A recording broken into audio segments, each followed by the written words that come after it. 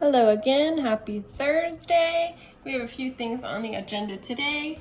The story that you read yesterday about Henry, there's a few questions about it, some theme, which remember something they're trying to teach you, and then in case you forgot what a summary was, Jeremiah, it is the main events of a story. So only the things that are super important that you need to know.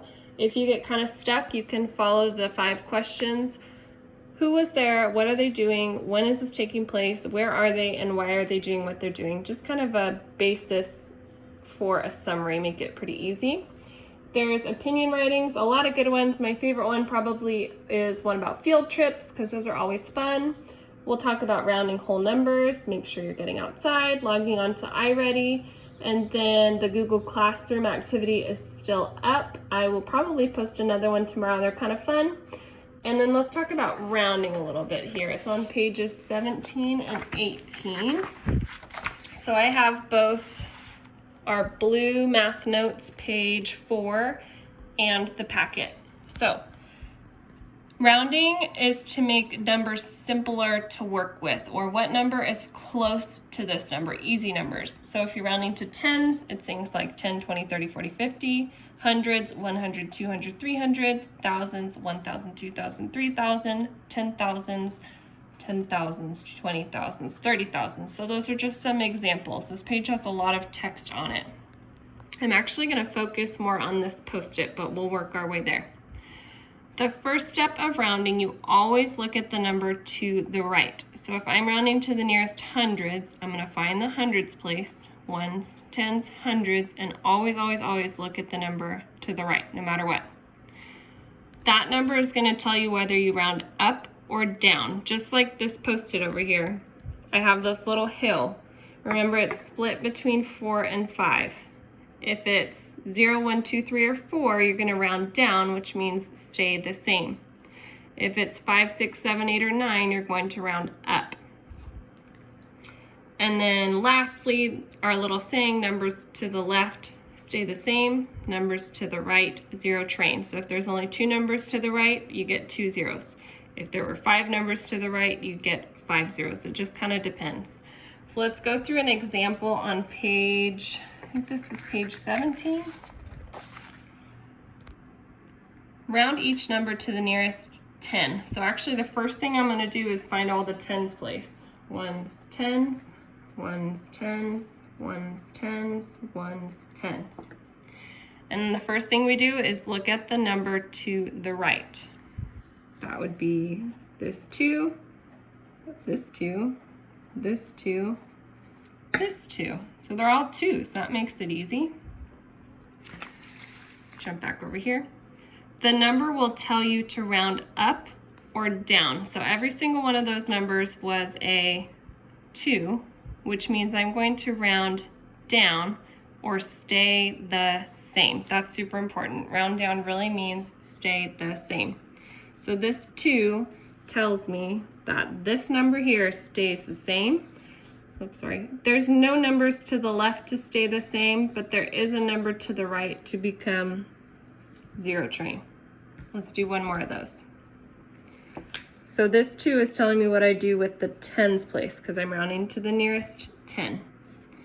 The 2, remember, tells me to round down, which means stay the same. So my 7 stays a 7. My numbers to the left of the 7 stay the same. And my numbers to the right of the 7, there's only 1, zero train. Let's do one more example for each of these on page 17. So if we're rounding to the nearest 100, first you have to find the hundreds place. I'm actually going to do this one right here. I know that's the hundreds place right there, the digit 1. Always I look to the right, and that's going to tell me what to do to the 1. Because it's an 8, and it's on this side, it means I'm going to actually round the 1 up. So the 1 becomes a 2. Numbers to the left are going to stay the same. There's only one number, so it's gonna stay the same. Numbers to the right become zero train. There's actually two numbers to the right, so I need 2 zeros. And then there's my comma. Let's do 2 more. Round each number to the nearest 1,000. Let's do the big one over here. Ones, tens, hundreds, thousands. I always look at the number to the right. You can draw it right on your paper if it'll help you. 0, 1, 2, 3, 4 are all gonna go down, which means stay the same. 5, 6, 7, 8, 9 are going to go up. So this is a 7, which means I'm going to round up. I started at 0, so if I go up 1 from 0, it becomes a 1. Numbers to the left stay the same. Numbers to the right, zero train. Let's see how many zeros. 1, 2, 3. 1, 2, 3, and then add your comma. Okay, last one.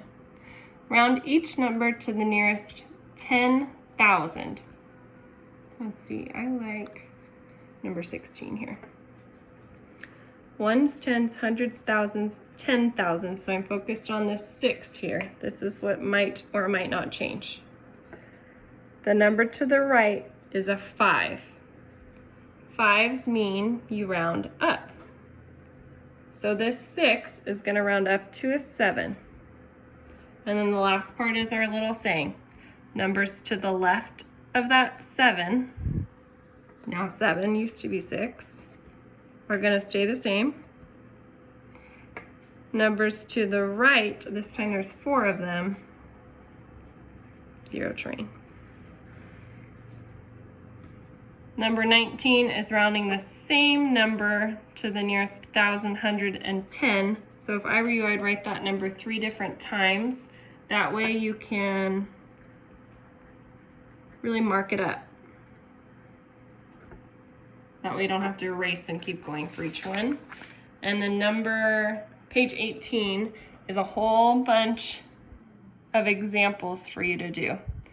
Remember, every single time it's the same 3 rules. You can pause here and look at that, or this one's a little bit simpler. You can pause here and look at that one. It's going to be the same rules every single time.